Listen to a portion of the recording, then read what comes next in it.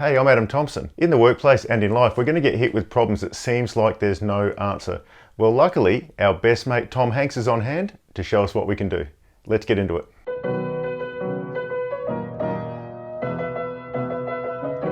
Apollo 13, when Tom Hanks, Kevin Bacon and the other dude are flying towards the moon, spaceship goes... Houston, we have a problem. They've got to go around the moon and come back. On the way back, we realise there's a problem. The filters that get the carbon dioxide out of the air, which is bad, are not working.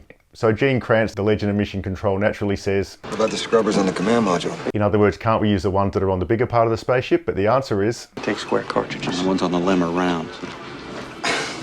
And hence we get the great line, well, I suggest you gentlemen invent a way to put a square peg in a round hole. Now have a think about how this works in the workplace. Often that's the end of the discussion. Or perhaps we get together in a small group, we have another chat about it and we work out once again that that's the answer. In fact, we get really good at really describing square peg, round hole, square peg, round hole, square peg, round hole. Sometimes we might even stick it on PowerPoint, PowerPoint, PowerPoint. So I'm going to show you what happens, then I'm going to go back through and point out some key parts to you. Okay people, listen up. People upstairs, handed us this one and we gotta come through. We gotta find a way to make this fit into the hole for this, using nothing but that.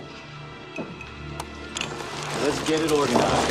Okay, let's build a filter. Notice how it starts. We gotta find a way to make this fit into the hole for this, using nothing but that. It was made clear by the leader in the room what it's going to look like when it's fixed. No discussion was entered into immediately in terms of what the solution could look like. Then what we need to do is to be able to say, what are we dealing with? And so we got this bit. What they were looking at was a bunch of actual stuff, things that they could play with and actually come up with potential solutions.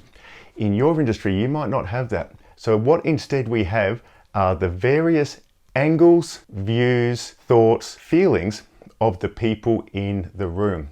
That's what we need to get out on the table. And the crucial thing is also needs. So when I say needs, a classic conflict might be that we need to do it this way, but the person in that department says, yeah, I'd love to, but policy says I can't.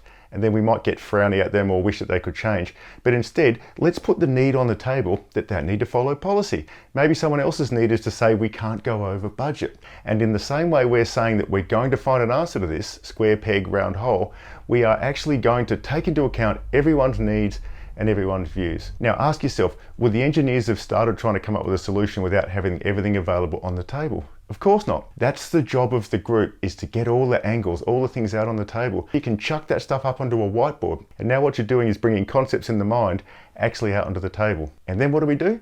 We start solving. What if that would go with that? What would occur if we put that together with that and with that? We don't know the answers yet.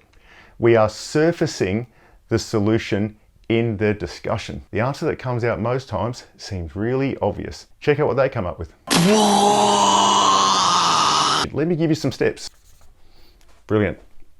Get the whole system in the room. No gathering together with just one or two people. Get clear on what it looks like when solved. Don't start saying any solutions, just point out what we need to have got done by the end. Get all the angles onto the table, including needs. No one's needs need to get denied. We are trying to create a solution that works. The engineers weren't going to come up with a solution that says that does the job but the astronauts can't survive. And then of course we get on to the fun bit, which is we solve the bloody thing. We muck around and gradually we'll find our way towards a solution. Seems obvious, right? Most smart stuff does, but most of the time we go straight to 4, which we can't do because remember that was the original problem, and we give up. Get the stuff on the table, fix the carbon dioxide filters, and look what happens in the end.